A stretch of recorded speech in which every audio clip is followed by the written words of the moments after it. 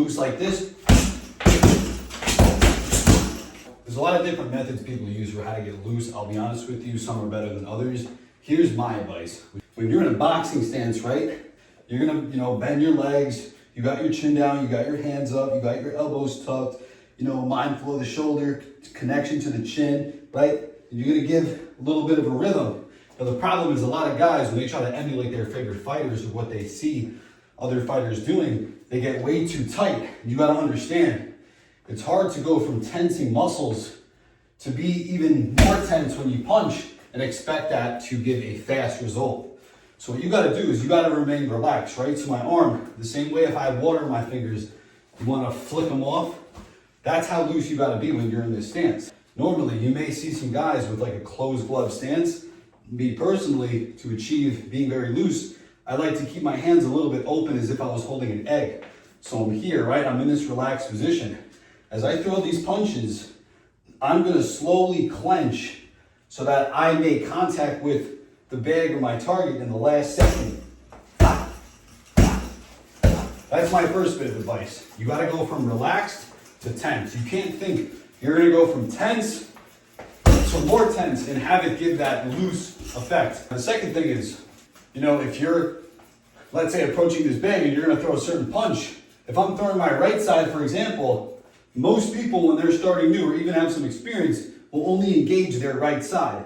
They won't take the opposite side, which is their left side in this case, and pull back on it. Let's say I drop this hand here. I'm pulling back. I'm not pulling back so far that my hand is all the way from my chin, but I'm pulling it back, keeping it tucked, right? So I'm here. Same thing with the jab. When I throw this jab out, I'm not just engaging my left side, I'm pulling back with the right side here. So I'm combining those two. I'm throwing one punch, or I should say one side, I'm pulling back the other side, and I'm clenching as I make impact. That's why I like these bag gloves, because these bag gloves, small leather ones, they're good for learning punch technique because they keep you honest. You really want to make sure you're hitting with knuckle. I could easily half-ass this and just touch it with fingers because I'm not really clenching in the last minute. I can get away with that with boxing gloves. You put on these bag gloves, you can tell that's just fingers. But at the same time, that's a lot of people do. So if I hit with knuckle and I combine those other two methods I said, I'm here. Same thing with the hooks. You see with the hooks, if I'm gonna pull this left hook across, I can't just take this left side and engage it from tight to tighter.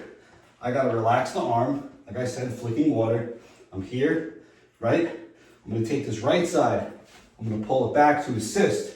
And also when you pull back on the opposite side, you're not too tense there either.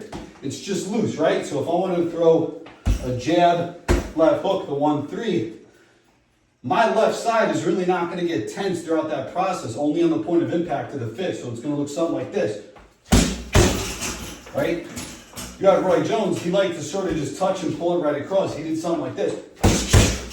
Okay, so there's many methods, but the idea is you want to keep yourself very loose. When you're in your stance, stay loose. And like I said, have those hips assist each other while being loose. And usually, if you can achieve this nice looseness, but also clench at the moment of impact, you're gonna achieve some fast punches. You could add your head movement, you kind of bring that all together, just remaining loose the entire time.